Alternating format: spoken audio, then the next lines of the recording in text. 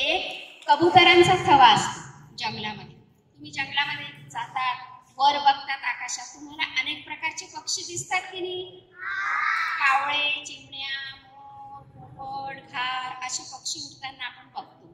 तर त्या रानामध्ये एक कबुतरांचा थवा उडत असतो.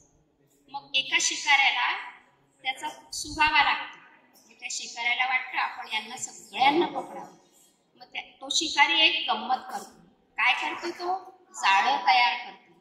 तिथे जाळं अंथरतो आणि त्या कबुतरांनी यावं म्हणून त्या जाळीवर डाळिंबाचे दाणे पसरवतो.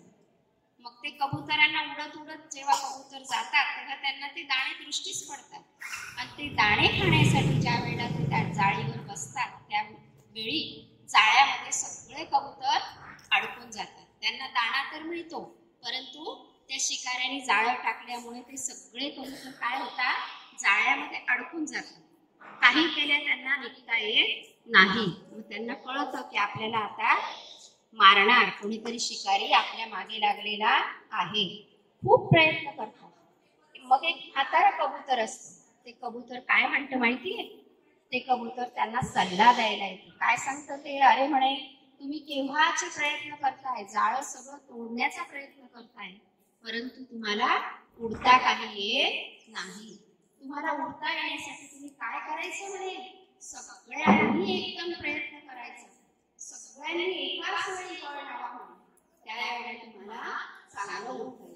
त्याने त्या म्हाताऱ्या कबुतराचं ऐकलं आणि सगळ्यांनी मिळून प्रयत्न केला. सगळ्यांनी पंख वर केले आणि उडू लागले. सगळ्यांनी जोर लावल्यामुळे, ताकद लावल्यामुळे ते आकाशामध्ये उडून गेले आणि आपली स्वतःची सुटका त्यांनी करून घेतली. या गोष्टीवरून आपल्याला काय कळतं माहितीये तुम्हाला? की एकीचं बळ मिळतं फळ. संघशक्ती एकवटली. हे बघ, एखादं काम असतं आपल्या घरी, आपली आई एकटी करते, मग त्या कामाला वेळ लागतो की नाही? ते काम जर तुम्ही करू लागले, तुम्ही थोडीशी मदत केली तर आईला मदत होते की नाही? तर संघशक्तीने केव्हाही फायदा होतो आणि आपलं काम हे लवकर होतं. म्हणून आपल्या आईला आपण मदत करायची. तुम्ही घरी जातात की नाही?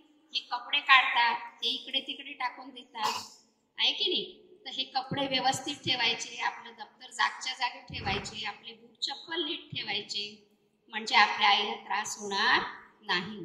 आवडल्या गोष्टी? मला गोष्टी सांगितल्याचे आभारी आहेस.